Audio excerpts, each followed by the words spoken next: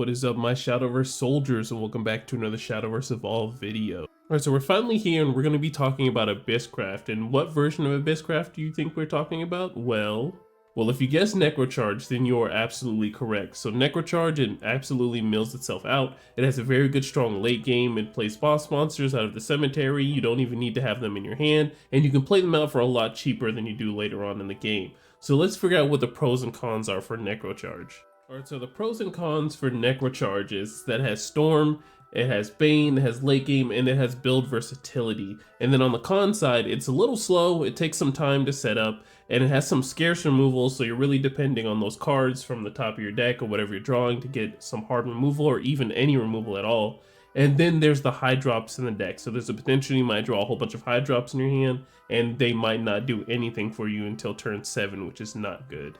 Alright, so here are the new cards that came out in set 4 Cosmic Mythos, and they are in the form of Howling Demon, Venom-Fang Medusa, and Grave Desecration. So Howling Demon is more of a card that goes in Aggro Abyss. You're probably going to see this card more in Aggro Abyss, because just the fact that it has Storm when you evolve it and he heals, you just got to make sure you have that Sanguine active so you can deal damage to a follower, go ahead and remove it, and then, keep going for face.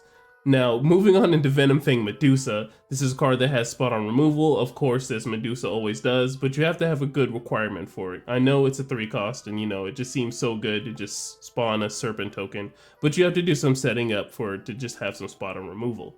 Alright, but moving on into our last card, we're going to be looking at Grave Desecration. So this card is going to be absolutely great in the Nechrocharge build because you put it into play on turn 1, and then you mill the top 2 cards of your deck.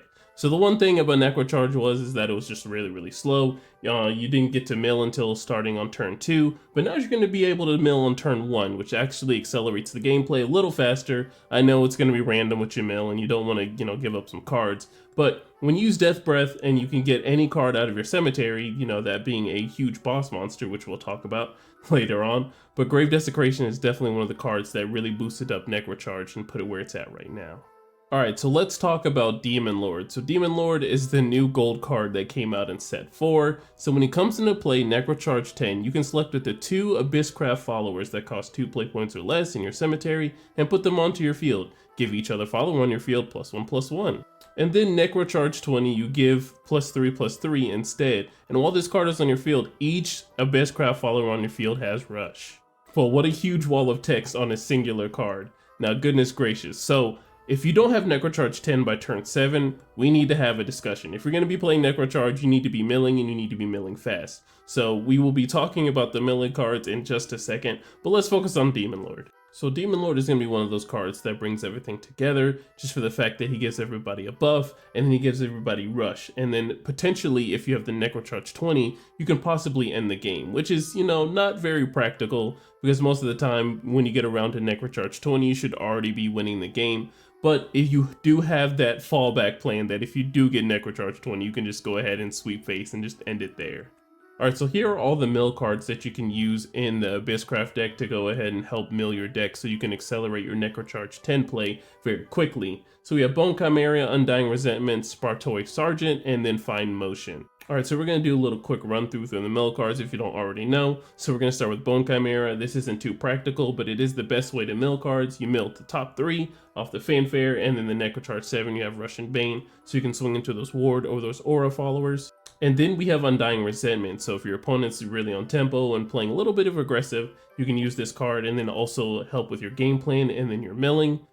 Alright, and then we have Spartoid Sergeant, so this is one of the cards you want to be using on your turn 2. If your opponent answers it, then hey, that's an extra card into your cemetery. If not, then you're going to be swinging at them for 2 next turn. So it has a little bit of its ups and downs, which I personally have a favorite for this card because it just looks kind of cool. But moving on into Fine Motion, we have Fine Motion. This is honestly the card you want to go to just because it heals you and she becomes a 4/4. So she'll be swinging at something and then responding. Alright, so getting back into Demon Lord, here are some solid targets that you can choose when using his effect. So most of the time people are going to be using Lesser Mummy just for the fact that he has Nechrocharge 10 and then he has Storm, so he's able to swing face as soon as he's played. And if you play 2 of these, then that's 6 damage racked up if your opponent doesn't have any play points up. Alright, so Spectre is really situational. If your opponent has Aura or some Ward, then you don't have to do her Fanfare effect to make sure she has Rush. Demon Lord makes it to where she has Rush already, so you can swing in with Bane. Alright, so for these next two cards, I want you guys to hear me out. So vampires can probably work their way around the Demon Lord pretty nicely because of these 2-cost followers that are vampires. So unfortunately for Vania, you do have to have force bats on the field, but with a Vampire Noble, if you play these and then charge them up and then play Vania Vampire right after on that turn after, you're going to have a boss monster after boss monster. So your opponent's going to have to think to themselves, what can I do to really respond to this? You know, do they have the board wipe? Which they probably won't because your board is going to be pretty big.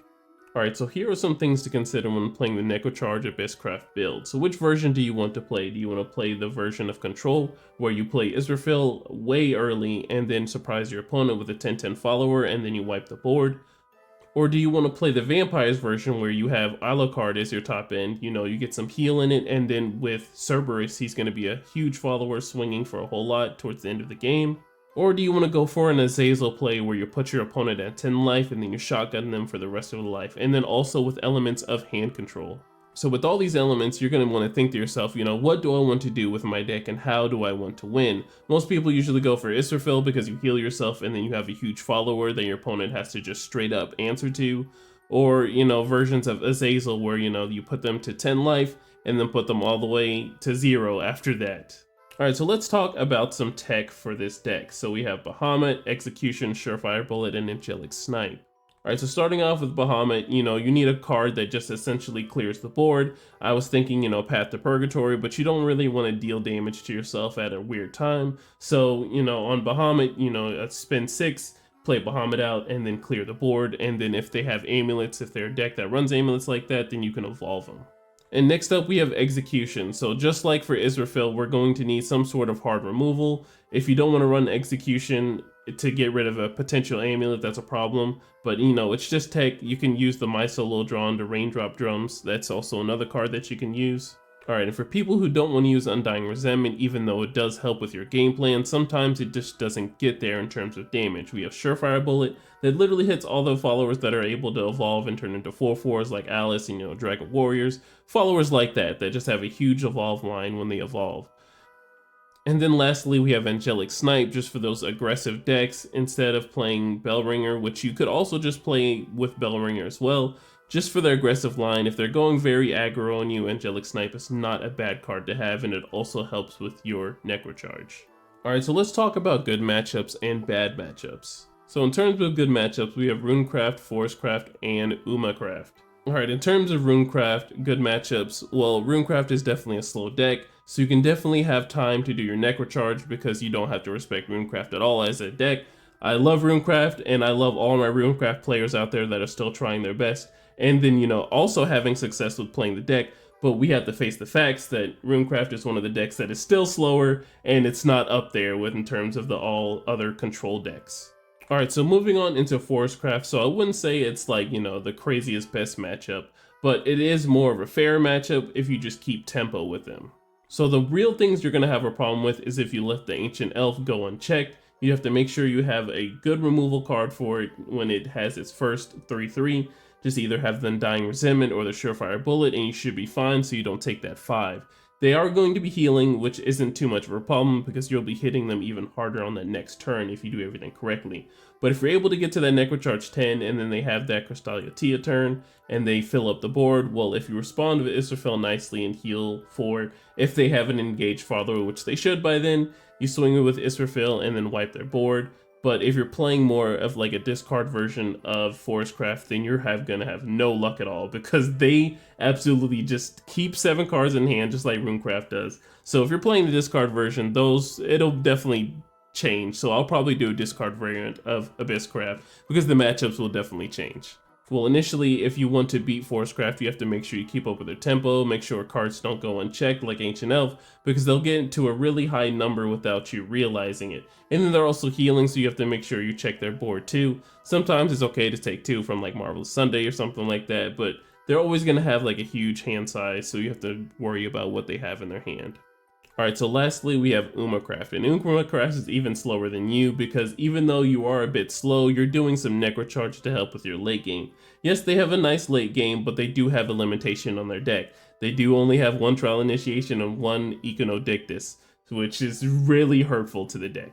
Alright, so let's talk about the bad matchups for Abyss. So we have Sword, we have Dragon, and we have Haven. Alright, so for the first bad matchup, you should already know we have Swordcraft. Swordcraft is definitely everybody's enemy except Egg Haven, because Egg Haven is the only deck that can consistently get rid of all the followers they have on the field, go ahead and just wipe the board, deal damage to them, and then keep moving forward. So that's the only deck that really does well against Hero Sword. Now every other deck, on the other hand, Hero Sword, if it has the right build, of course, which Hero Sword should have the right build every time, it's just going to get under you. They're going to have their 1-drops, and then they're going to swing at you, and then they're just going to level up every time they get more play points, which just gets scarier later as the game goes on. Alright, so next we're going to be moving on into Dragoncraft. So the thing about Dragoncraft is this ramp. So ramp means they're going to be ahead of you in play points, and when they're ahead of you in play points, that means that they're going to be playing their boss monsters faster. So when that means that they play their boss monsters faster, it means you have to become a responsive player, and you have to literally respond to whatever cards that they're playing. So that means you have to leave the 4 up and be scared of the Genesis Dragon or the Gori Cap, or I would say Forte, but there's no interaction against that card, so you're taking 7 to the face, and you're going to be at 13, you're going to have to pray that you have the heal, and if you don't have the heal, then they're going to sit there and then storm you the next turn if you don't respect the play points. So that's one thing you have to watch out when it comes to Dragoncraft. Yes, you can try your Nechrocharge on turns 1 and then maybe even 2, but turns 2 and 3 after that, if they hit the ramp, you have to then become a responsive player. And then they have the spells to also remove your followers in case you decide to actually play those things too. Alright, so last but not least, we have Havencraft. So Havencraft is definitely the mother of all removal in terms of all decks. So we have Egg Haven, which you definitely shouldn't have a good matchup in just for the fact that they wipe the board. But the fact that they do wipe the board means you have to start over again and then make sure you have Demon Lord. So resetting, even though they have no hand, a good Havencraft Egg player is going to know what to do without their hand. They make sure they set up nicely, so even though that they don't have a hand, they have a board full because they just got Andromeda this set. And just straight up other versions of Haven just have some really strong control efforts just for the fact they have Demon's Decree, Jeanne d'Arc, you know, just Amulets to just straight up remove things, so you have to be really scared of Havencraft. Alright guys, so we finally made it to the grade. So before we get into the grade, let's go ahead and look at a little bit of some different deck lists on Shadowverse on what these decks can potentially look like. So I want to give a huge shout out to Shadowverse for providing us with these multiple deck lists from JP. Obviously it'll be different from whenever we build these things and use these things, but in JP, this is what the decks look like, so, you know, it wouldn't be hard to do a little bit of copy and paste and then changing as we move on. Alright, so the first deck we're going to be running through for a little bit is the Sanguine Aggro Abyss. So the one thing that you're going to be using for Sanguine is you're going to want to deal damage to yourself, and then you want to deal double that to your opponent. So we have Howling Demon, that's one of the cards that we were talking about earlier. It's going to go nicely. And I see that we're also running Cerberus, so that paired up with Howling Demon is absolutely ludicrous, because you're going to have 2 Cocos sitting in the EX area to buff up the Howling Demon whenever he gains Storm. And speaking of Storm followers, we have Dark General too, so that's another card you can be using to just swing face if you have Sanguine active.